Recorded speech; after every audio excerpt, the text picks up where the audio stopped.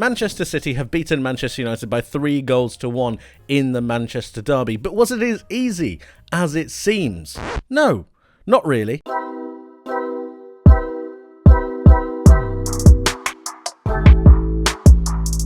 And what I mean by that is Man United actually put up a different level of fight to what they would normally do, and by the very nature of it, what they would normally do is roll over and not do anything. They didn't do that this time. And don't get me wrong, Man City are flawless, they are fantastic, and they are brilliant. And like I said, there was an air of inevitability about the way they played, but it wasn't simple. It wasn't easy.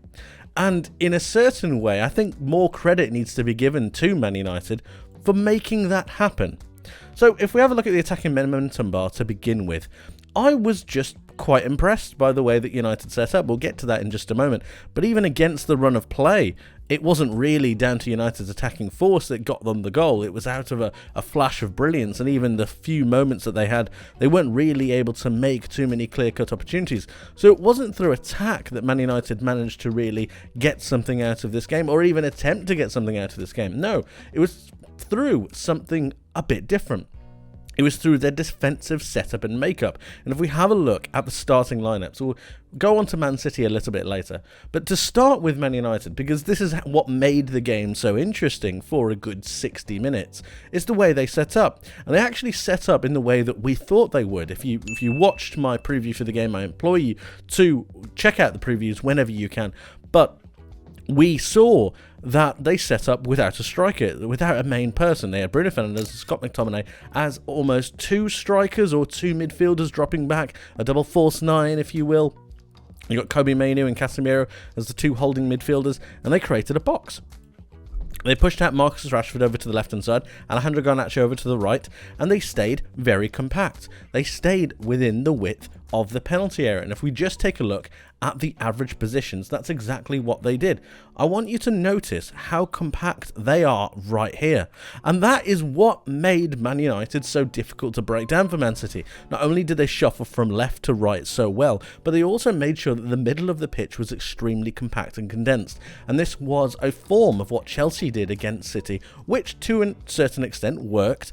And it made sure that Man City had to go down the flanks, and it forced them to cross the ball on certain occasions. And it meant that Man United's extra defensive power in terms of Johnny Evans, in terms of Varane, Dalot at the back post occasionally, were able to get the headers and get some clearances, and then they were able to attempt to form their own attacks. Obviously they failed to do so, as we've seen with the attacking momentum bar, but it was a completely different change of tact from Erik ten Hag, and I've got to say it's one that was quite refreshing.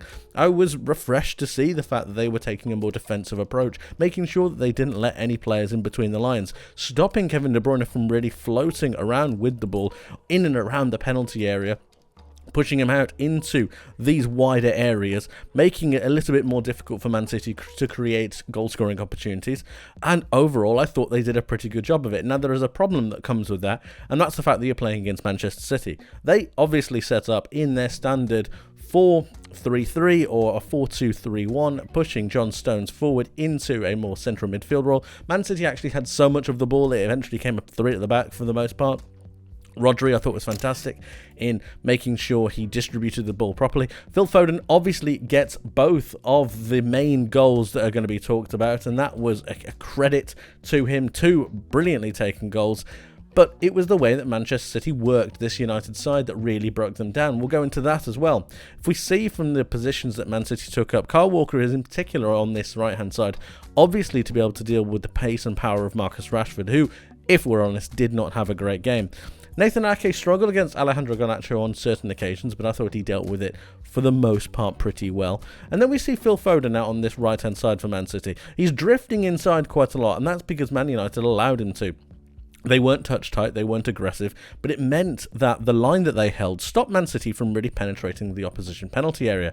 And again, giving it to Doku. Diogo Dalot was a very, very good right back on that day, and he was able to stop Doku from really getting those 1v1 duels or winning those 1v1 duels to get passes in. The recycling of possession from Man City was always happening, and it just meant that there wasn't an out for Man City. There wasn't a way for them to break through this Man United setup. And I've got to give the credit again to Manchester United's players. I thought Diogo Dalot was pretty brilliant. in particular. He won 8 of his 10 ground duels, 1 of his 1 aerial duels. He was really good. And then there was another moment to be talking about with Kobe Mainu and Casemiro, who I thought played very, very well for the most part. Again, for 60 minutes, I'd say. Because they were able to win their challenges, they were able to win their duels, and they were able to progress the ball forwards when they needed to.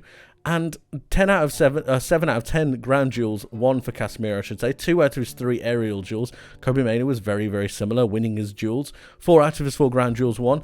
1 out of his 2 aerial duels. Again, they made quite a good solid base, and this might be a foundation for Manchester United to use going forwards. Perhaps you drop one of the extra central attacking midfielders or one of the attacking mids, have just Bruno Fernandes in front of them, and go back to a 4-2-3-1. Perhaps even pushing a centre-back or a winger or a full-back into midfield to assist with that, allowing your attacking player to go forwards.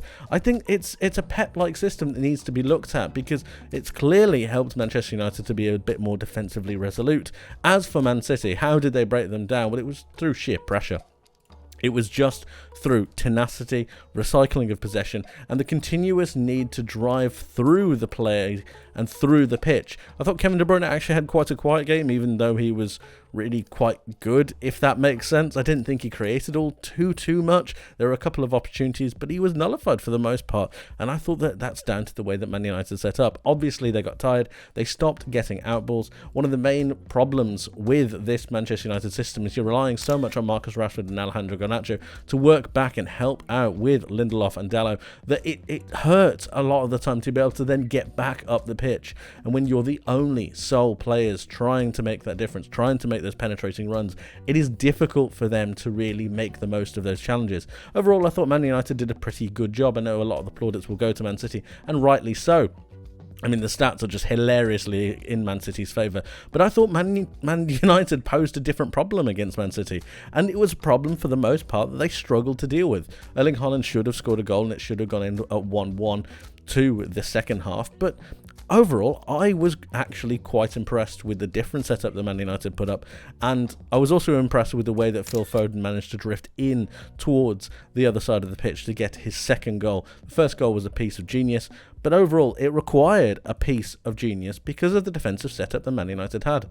Overall, it was a really entertaining affair, and I think that credit needs to go to both teams, not just the blue side of Manchester. But let's focus on Manchester City now, and I want to talk about Phil Foden, the goal scorer for the 2 main goals. Obviously, he's here out on this right-hand side, but it's the tactical tweak that was made during the match that I think really unlocked him for his second goal. So if we go and have a look at some of the details that happened in this game, Phil Foden scores on the 80th minute, but before that, in the 60th minute or the 59th minute, Alvarez comes in for Doku. Now, Doku obviously was not having a good time up against Diogo Dalot. He didn't really gain too many opportunities and didn't do all too much.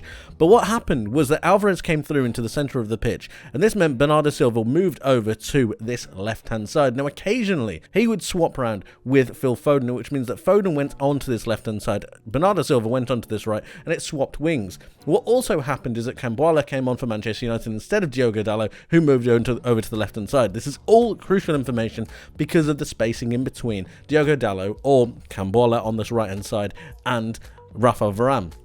The space in between the two was far too much, and it just meant that there was an opening for Foden to play a lovely 1-2 between the substitute himself, Julian Alvarez, and Phil Foden himself, to be able to get him down that left-hand channel between the fullback and the centre-back. And there was something that Manchester United did a really good job of, is condensing that space to make sure that they were not able to be played through. Obviously, substitutions, tiredness, all of it plays a part, but it's brilliantly worked by Foden, who did a sensational job of making sure he was able to drive through that heart of the Manchester United defence. I thought Foden was sensational. As you can see, his heat map is here, but he did pick up pockets of space over on this left-hand side, and it's actually this channel here that I've highlighted. I'll do it in a different colour. This channel here that he was able to really drive through the heart of the Manchester United defence. If we take a look at some of his statistics, he got 5 out of 8 ground duels won. He was always a nuisance, always a presence. His passing was phenomenal, 95% passing accuracy. He was pretty pretty good. He missed one big chance, but that's okay. In expected assists of 0.73 and expected goals of 1, he was pretty special. And as a contender for a major place in the England setup, you got to wonder, how is Gareth Southgate going to utilise him? Let me know your thoughts on that in the comment section below. But Phil Foden did a brilliant job of just picking up a different pocket of space over on the left-hand side and just playing his way through, utilising the passing of Julian Alvarez, the movement of himself, and it was something that Manchester United could not deal with at all. In the end, Manchester City get the win, and it was thoroughly deserved. Before we end, we're going to be taking a look at Manchester City's all-important second goal and how it came about. Right, this is Man City currently occupying possession as they did for a lot of the game. Kevin De Bruyne is passing the ball through into the main man, Phil Foden. And as you can see, he's got quite a few Man United players around him, and this is where it starts to break down. The first thing I want to mention is Kambwala, who pushes up towards Kevin De Bruyne and allows him to make that pass into Phil Foden. This creates a load of space down this left-hand side, and it leaves Casemiro with a big decision to make. Does he go and push up against Phil Foden while the ball is being played to make sure that he stops running in behind, or does he stay and hold? He decides to go and make sure that he's trying to press. But instead of pressing Phil Foden, he almost half presses. He stops midway, and we're going to forward it to the point where Phil Foden has the ball. Casemiro has made his movement a little bit further forwards. Kambwala is currently recovering his position back to right back, and this also means that Rafa Varane needs to move forwards as well, over to the right-hand side to try and occupy Julian Alvarez. In the end, all of the Man United players are almost in half spaces. They're not really doing anything. They're not really in a compact enough space. Kobe Mainoo is looking after John Stones, and it looks like Man United have a decent formation for the most part, but they're not really set. And what it means in the fact that they're not really set is it allows for Man City to play through them a bit too easily. So Foden's going to play through into Alvarez. Alvarez is going to line it through into Foden, and it's all going to happen in split seconds almost. And before you know it, Casemiro can't turn because he's got essentially the turning circle of a Boeing 747. It's not his fault, he's just because he's a little bit older and he's never been the most mobile of players. Alvarez is then going to turn because Kambwala doesn't really have the space on the player, and it means that Rafa Varane needs to come and challenge because it's a danger area. Erling Haaland is currently moving in towards the box, and that drags away Victor Lindelof, almost creating that space immediately for Phil Foden to then run into. And this then allows Man City to play the ball round. Kambwala is again out of his position. Varane has to tuck through, and that gives the space between the two centre-backs. You check that out right there. The space is far too wide, and it leaves a gap straight through the middle for Phil Foden to make his run. And this is where the space was occupied. This is where the opening was. And it's this movement and this playing and this creativity that allows Manchester City to get in. A really, really great piece of play, but it wasn't defended very well by Manchester United. Really well taken by Phil Foden, who rifles it into the bottom right-hand corner. Just a sensational shot straight past Andre Onana. And again, it's the space that was afforded in the centre of the park. Manchester United did a great job for the most part of defending those little tight-knit scenarios between the centre-backs, between the full-back and the centre-back. But they were carved open then. And from that point on, it was Man City's game. They did a fantastic job, and this player is very, very special. But let me know what you guys think in the comment section below on the game and how you think Manchester City will do going into the title race. Is it theirs? Is it not? Let me know. Thank you ever so much for watching. I hope you enjoyed. I hope you learned something new, and I hope to see you in the next one. But until then, my friends, take care.